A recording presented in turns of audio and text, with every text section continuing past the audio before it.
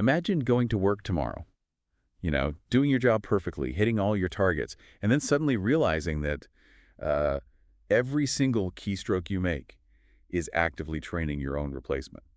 And, the wildest part, you aren't getting paid a single dime for it. Yeah. That is the reality. Welcome to today's Deep Dive. For you listening, whether you're just starting out in your career right now or maybe you're managing a team of juniors, we are exploring a critically important shift happening in the workplace right now, which is the future of entry-level jobs in the age of AI. And it's a shift that really forces us to move past the usual surface-level panic, the whole robots are taking our jobs thing.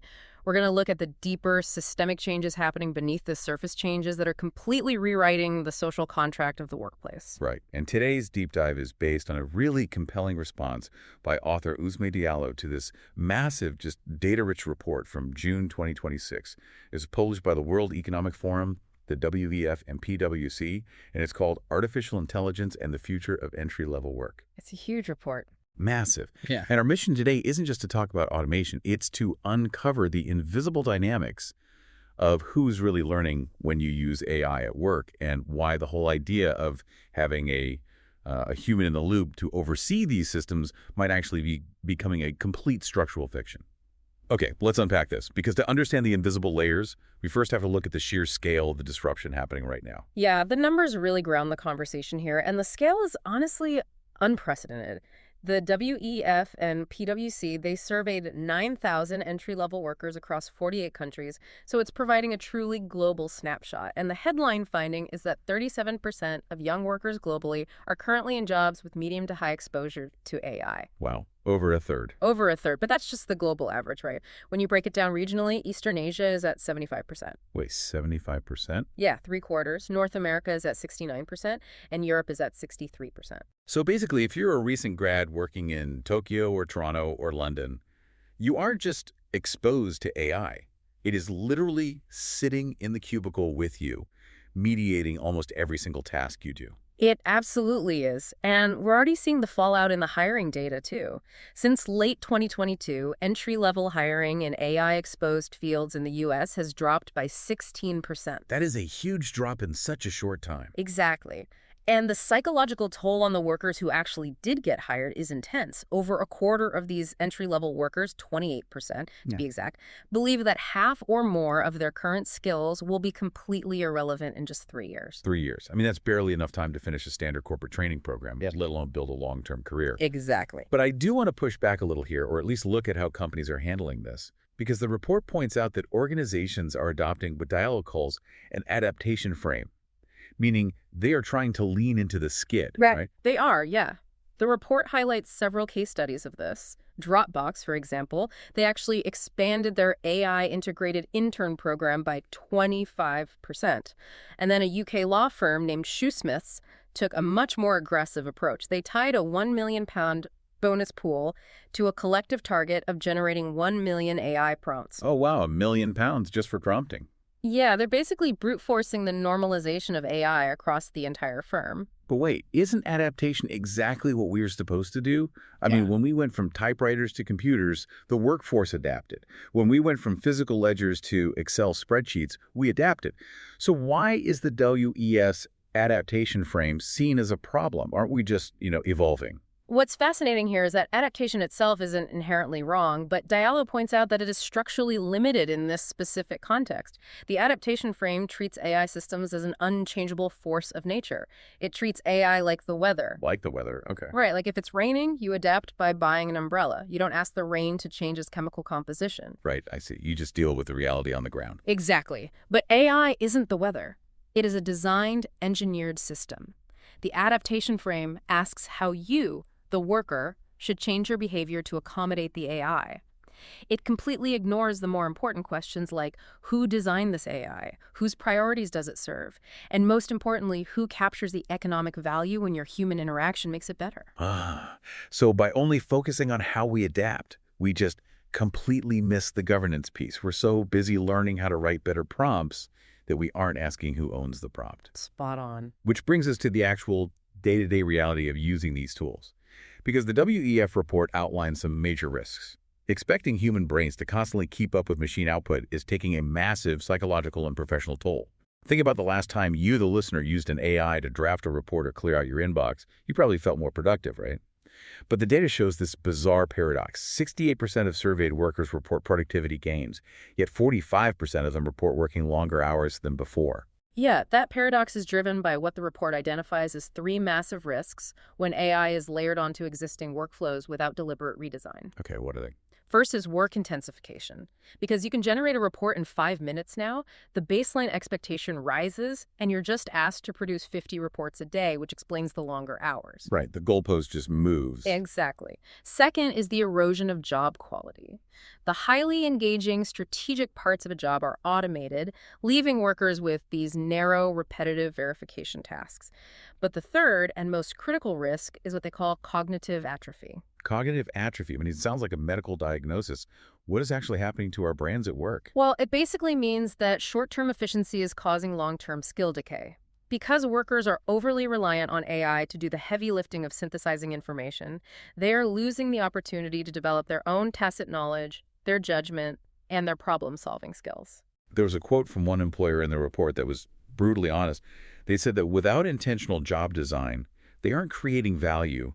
They're just producing work slop. Yeah. Faster, but lower quality work without intentional design. Yeah, work slop is the perfect term for it. It's the illusion of productivity. But some companies are actively fighting this. Hitachi, for instance, has taken a strict counter approach. They actually force their early career engineers to learn foundational coding manually before they are allowed to rely on AI-generated code. You know, that makes total sense to me. It's like giving a kid a calculator before they learn basic addition. If we skip the training wheels and just put them on a high-speed motorcycle, they're going to crash because they don't understand the mechanics of balance. Right. But why does that matter so much in a corporate environment? I mean, if the AI can write the code flawlessly, why do we need to know how to do it from scratch? Because entry-level jobs aren't just a checklist of tasks to be completed for the company's bottom line. They are society's training grounds for professional judgment. When you stare at a spreadsheet manually reconciling data for 3 hours, you are building tacit knowledge. You start to just know when a cell looks wrong. Yeah, I get a feel for it. Exactly. You learn professional norms, how to spot subtle errors, how to navigate office politics.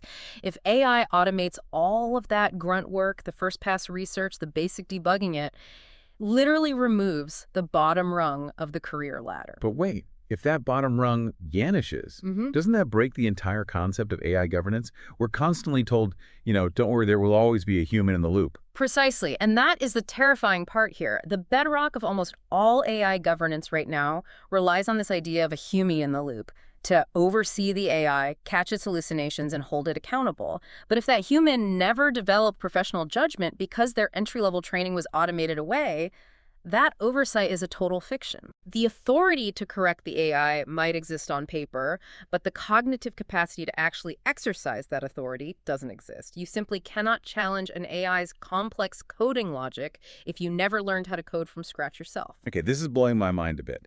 If human workers are slowly losing their cognitive skills to the machine, what exactly is the machine extracting from them? Because this leads us directly to the core aha moment of Diallo's response. Here's where it gets really interesting. Yes, this is where we flip the script. We move from what AI does to workers to what workers do for AI. Diallo calls this concept learning extraction. Okay, let me play devil's advocate for a second. If I'm using an AI to write a marketing campaign, and I tweak it to sound a little better, the tool gets a little smarter, and I get my work done faster. Isn't that just a fair trade? Why is learning extraction inherently bad for the worker? Because you aren't just using a tool, you are training the tool without compensation. To illustrate how massive this is, Diallo brings up this incredible example from a recent deployment of an AI clinical decision tool in Nairobi, Kenya. This tool was rolled out across 15 clinics to help doctors diagnose patients. Right, so the doctors are getting recommendations from the AI on their screens. How did the extraction actually happen there? It happened in the micro interactions. A doctor gets a recommendation, looks at the patient's context, and realizes, no, this specific combination of symptoms in this region actually points to a different illness. So they correct the AI's output, they click override, they adjust the diagnosis. By doing this repeatedly, these Kenyan clinicians reduced the AI model's diagnostic errors by 16%. Oh, wow. They reduced treatment errors by 13% and history-taking errors by a massive 32%. I mean, that is a staggering improvement in a medical context. That's saving lives. It is saving lives. But follow the economic value here. The Kenyan medical system, through the tacit knowledge of its doctors, generated that learning. The tech platform captured it. The AI model was improved globally based on Kenyan medical judgment applied to Kenyan patients. Right. But the doctors who provided that localized intelligence received absolutely no compensation for it. And the nation of Kenya retained no equity or stake in the vastly improved model. So the learning was extracted in plain sight, just entirely disguised as the ordinary everyday use of the software. Let's break down the mechanics of how this is even legal. Diallo talks about 3 layers of value in AI. Can you walk us through those? Let's use an analogy. Absolutely. Let's think about it like a chef in a kitchen. The first layer of value is data. This is the raw information. It's the AI knowing exactly what ingredients you have in your fridge. We have privacy laws like GDPR that govern data. They protect your personal ingredients. Okay, that makes sense. The second layer is inference. This is the conclusions the system draws about you based on your data. In our analogy, it's the AI guessing that because you have eggs and sugar, you probably like to bake. Legal scholars Sandra Wachter and Brent Mittelstadt noted back in 2019 that this inference layer is barely governed at all. Okay, so data is governed, inference is a gray area. So what is the third layer? The third layer is learning. This is the accumulated capability the system extracts from watching your behavior over time. To use our chef analogy, learning extraction is the AI watching how you combine those specific ingredients, noting exactly when you fold the egg whites to make a perfect souffle, and then taking your unique technique and selling that recipe globally. And this layer is completely ungoverned. Laws are built for static data, like a list of ingredients. They are not built for dynamic behavioral feedback loops. No legal framework accounts for it. Wait, let me stop you right there. If we go back to those WEF numbers from the beginning, if 37% of young workers globally are highly exposed to AI, does that mean over a third of the global young workforce is essentially doing invisible, unpaid labor to train tech platforms every single day? That is exactly what it means. The WEF report effectively measures the disruption these workers are facing, but it totally misses the immense value they are generating for the platforms through their daily corrections and refinements. That is wild. So if international laws are totally blind to this learning extraction, who is stepping in? Who is actually protecting the workers and the value they are creating? The WEF report lays out a stakeholder framework, right? They list employers, educators, policymakers, and workers. They do list all of those, but they glaringly omit one critical group, which is labor unions. Which seems like a massive blind spot, because it's obvious that education alone isn't going to solve this. If governments just pour money into training workers to, adapt without actively coordinating with employers, you just end up with millions of people holding useless credentials that don't match the reality of a rapidly shifting job market. Exactly. It is a systemic gap. You can't fix a systemic issue with isolated individual solutions like telling someone to go take a coding boot camp. And that's why collective bargaining has unexpectedly emerged as the most agile AI governance tool we have right now. But wait, unions? Really? I feel like when a lot of people think of unions, they picture the 1950s factory floor. Are they really equipped to handle algorithmic learning extraction? Surprisingly, yes, because they are incredibly agile compared to federal legislation. Think about Hollywood in 2023. The Writers Guild, SAG-AFTRA, and the Las Vegas Culinary Workers Union, they didn't wait around for Congress to figure out how AI works. They went to the negotiating table and created real-time, enforceable, industry-specific rules for exactly how AI can be deployed. Right, they just handle it themselves. Yeah. And then there's the partnership between Microsoft and the AFL-CIO, which went even further. They actually brought worker expertise into the AI development process before the technology was even deployed. So why are these supposedly old-school institutions writing the rulebook for cutting-edge tech faster than our actual governments? If we connect this to the bigger picture, it changes how we view these union actions. In the media, they're often framed simply as resistance to technology, like modern-day Luddites or something. But Diallo argues they are actually enacting governance from below. They are proving that employment outcomes are not just predetermined facts dictated by the technology itself, they are socially and politically negotiated. That point hits so hard when you look at the WEF's own shifting predictions. Because back in 2020, the WEF predicted that by 2025, AI would result in a net gain of 12 million jobs. Fast forward just 3 years to 2023, they completely reversed their stance, predicting a net loss of 14 million jobs. And the underlying technology didn't fundamentally change its core nature in those 3 years. What changed were the political and social assumptions around its adoption. It proves that the future of work isn't something that just happens to us. It's something that is decided by who has the power to set the rules. Which brings us to a massive geopolitical vulnerability. This lack of governance over learning extraction isn't just an issue for individual workers or trade unions. It is a monumental issue for developing nations, the Global South. The WEF report includes a regional breakdown of AI exposure, and sub-Saharan Africa currently has the lowest exposure by a wide margin. Only 2.4% of young workers are in high-exposure occupations and 17% in medium. Over 80% have low exposure. And the WEF just frames that as a current statistic, just a point on a chart. But Diallo sees it entirely differently. He sees it as a rapidly closing window. Yes, a closing window before a permanent dependency structure sets in. To understand the mechanics of this, let's look at another example Diallo provides.